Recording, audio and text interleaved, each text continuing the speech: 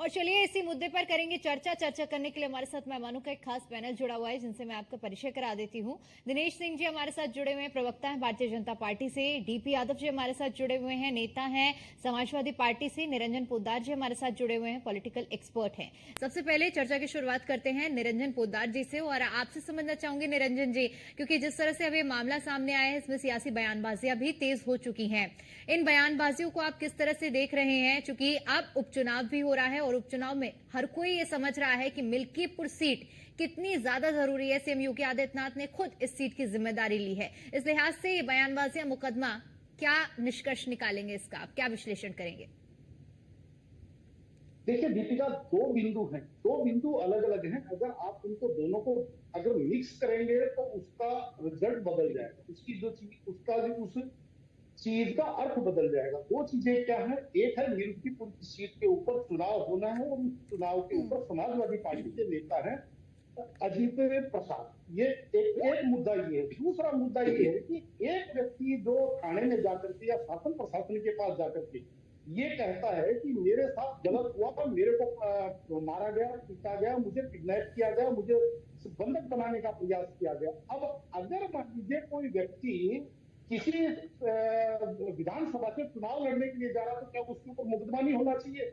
या उस व्यक्ति जो पीड़ित व्यक्ति है उसकी सुनवाई नहीं होनी चाहिए? क्योंकि भाई यहाँ पर तो चुनाव है, मिल्कीपुर से वो चुनाव लड़ रहे हैं, इसलिए आपकी कोई सुनवाई नहीं हुई। आप जो भी आप आरोप लगा रहे हैं सच्चे हैं, झूठे हैं, लेकिन हमारे यहाँ संवैधानिक व्यवस्था है ना कि जब भी किसी आदमी के साथ कोई घटनाक्रम होता है वो थाने में जाकर के अपना अपनी एक दरखास्त देता है, उसके ऊपर जांच होती है, जांच के अंदर उसके ऊपर एफआईआर दर्ज होती है, एफआईआर दर्ज होने के बाद में संवैधानिक रूप से केस चलता है। तो क्या वो कोई भी आदमी अगर चुनाव लड़ता है तो क्या वो उस केस से बाहर हो गया, यानी कि वो उसके ऊपर संविधान की कोई धारा लागू नहीं होगी?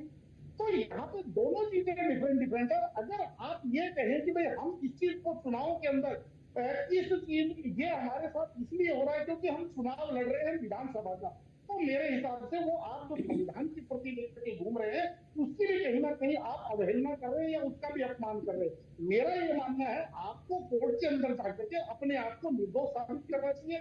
ये साक्ष्य देने चाहिए कि जो आपके ऊपर आरोप लगाया जा रहा है वो आरोप सर्वथा मिथ्या है।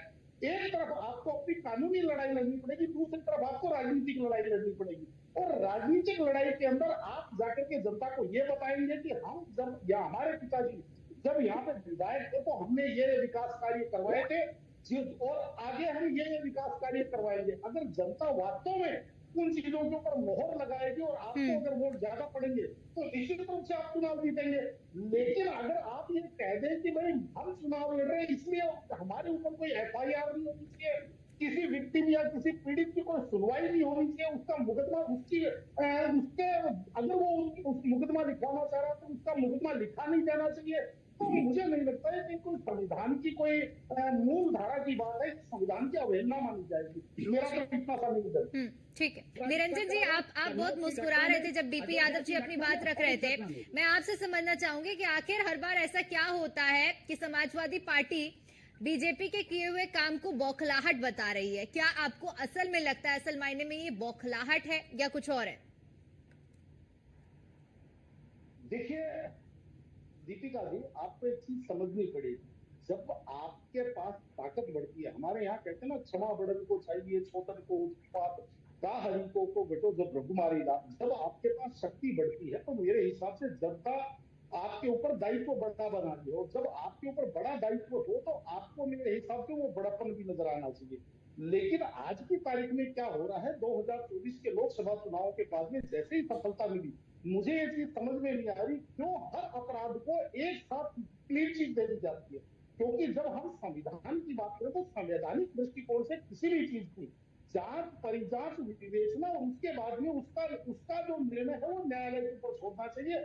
जबकि ऐसा नहीं होना चाहिए कि अगर कहीं कोई पुलिस मुठभेड़ के अंदर अगर कोई बंदा घायल हो जाता है, मारा जाता है, तो सबसे पहले हमने उसको फर्जी मुठभेड़ घोषित कर दिया। या मान लीजिए जिस तरीके से हदरसा के अंदर जो घटना घटी, हदरसा के अंदर मोहित खान को हमने निर्दोष साबित कर दिया। अगर इस चीज के अंदर अगर आपको लगता है, तो मेरा एक सवाल है कि अगर आपको लगता है कि वैमनस्य की राजनीति हो रही है, अगर आपको लगता है कि प्रतिशोध की राजनीति हो रही है, तो आज 7 वर्ष बाद में भी भदरसा के अंदर उस मोहित खान के जमीन पे उसके अपने मकान में पुलिस की चौकी चल रही थी। आज से पहले तो कभी उसको छेड़ा नहीं गया था। वो तो नगर अध्यक्ष था वहां पे समाजवादी पार्टी का। सेम अगर मैं बात करूं कन्नौज की, तो कन्नौज के अंदर जो घटना घटी उससे पहले नवाब सिंह यादव की वहां पे यूनिवर्सिटी भी है, वहां पे उसका फार्म हाउस भी है, होटल भी है। आज तक तो किसी ने छेड़ा नहीं। अगर मान लीजिए आज से पहले बिना किसी वारदात के अगर उनके ऊपर कोई कार्रवाई हुई होती तो हम एक बार की सोचते कि ये कहीं ना कहीं वैमनस्य किया या कहीं कहीं प्रतिशोध की राजनीति है। लेकिन वास्तविकता ये है कि जब कोई आदमी अपराध में लिप्त माना पाया जाता है उसके बाद में उसका सारा बायोडाटा खींचा जाता है। आज मान लीजिए मैं किसी अपराध में पाया जाऊंगा तो मेरे मोबाइल में क्या क्या आपत्तिजनक है पुलिस और इन्वेस्टिगेशन एजेंसियां उसको भी निकाल लेंगी। उसके बाद में कहूं कि मैं तो 3 साल से गड़बड़ कर रहा था, आप आदमी मुझे क्या, आज आपने मुझे मेरी ये गड़बड़ क्यों निकाली? तो ये न्यायोचित नहीं है। जब आप संविधान की बात करते हैं तो आपको ये कहना चाहिए कि अगर अजित प्रसाद ने कुछ गलत किया है तो उसको संवैधानिक दृष्टिकोण से उसकी विवेचना हो। संवैधानिक ये कहना जिस तरह से अभी निरंजन जी जिक्र कर रहे हैं कि अगर कुछ गलत किया है तो इसको न्यायालय पर छोड़ दीजिए ना। जी निरंजन जी, बहुत शॉर्ट में बात रखिएगा क्योंकि समय कम है, क्योंकि आप उनके साथ खड़े हो रहे हैं। ठीक है दिनेश जी, निरंजन जी कभी सुन लेते हैं प्रतिक्रिया। जी ठीक है, अपराध करना छोड़ दें या कहिए इसको। निरंजन जी 30 सेकंड का समय है, पूरी करिए अपनी बात। मुझे जी निरंजन जी। हाँ, देखिए दीपिका जी, बीच बीच में हमारे को ये भी सुनने में आता है कि एक वर्ग को टारगेट कर रहे हैं। तो आप मुझे एक बताइए, अगर मैं वैसे समाज से हूँ, मैंने अपराध किया है तो उसको बैलेंस करने का दीपिका ओझा जी के ऊपर भी कार्रवाई करनी चाहिए कि आप बैलेंस करना है तो इसलिए जो दीपिका जी ने कोई गलत काम नहीं किया तो उनके ऊपर भी मुझे कार्रवाई करनी। पहली बात। दूसरी बात, देखिए निश्चित रूप से आपको ये चीज समझनी पड़ेगी। जब मंगेश यादव के ब्रेकडाउन के ऊपर आपने सवाल उठाए थे, आज तो अनुज सिंह जो एक ठाकुर समाज से आता, आज तो उसका भी एनकाउंटर हो गया।